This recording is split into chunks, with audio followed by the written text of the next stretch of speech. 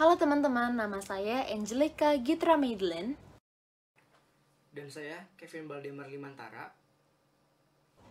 Kami, perwakilan dari SMA Unity School Bekasi, akan memaparkan hasil penelitian kami yang berjudul Analisis tingkat pencemaran saluran air atau drainase di sekitar lingkungan SMA Unity School.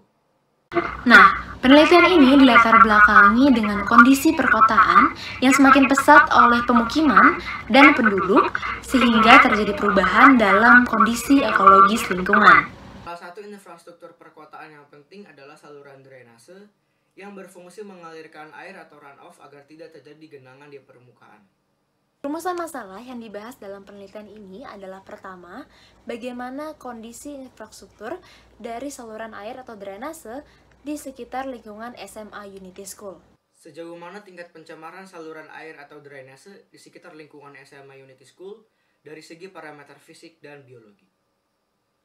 Adapun metode penelitian yang digunakan merupakan metode deskriptif kualitatif dengan mengobservasi sampel wilayah di 10 titik keterdapatan saluran drainase yang ada di sekitar SMA Unity School. Untuk variabel penelitian, kami menggunakan dua parameter yang digunakan untuk melihat tingkat pencemaran saluran drainase, yaitu yang pertama, indikator fisik yang meliputi warna, kekeruhan, dan keadaan sedimen. Indikator biologis meliputi keterdapatan hewan makro pada badan air.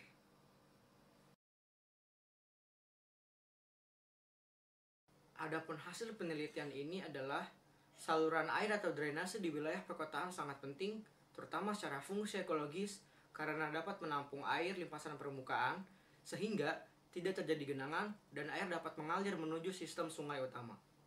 Saluran drainase perkotaan kini tengah dihadapkan dengan masalah pencemaran, terutama dari limbah domestik yang sangat berbahaya bagi kesehatan penduduk dan dapat menurunkan fungsi utama saluran drainase tersebut.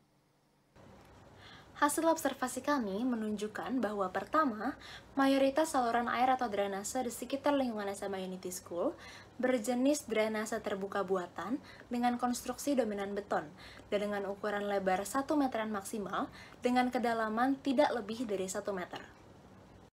Hampir semua saluran air atau drainase di sekitar lingkungan SMA Unity School terindikasi tercemar berdasarkan hasil pengamatan indikator fisik dan biologi. Pencemaran ini didominasi oleh hasil limbah domestik rumah tangga, karena terlihat sedimen hasil pencemaran berupa sisa bahan organik, lumpur, dan sampah plastik muncul di hampir seluruh saluran drainase.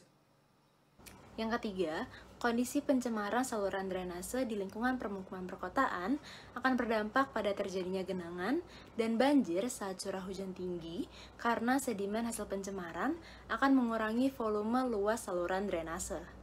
Selain itu, bau limbah di saluran drainase juga sangat berbahaya bagi kesehatan masyarakat.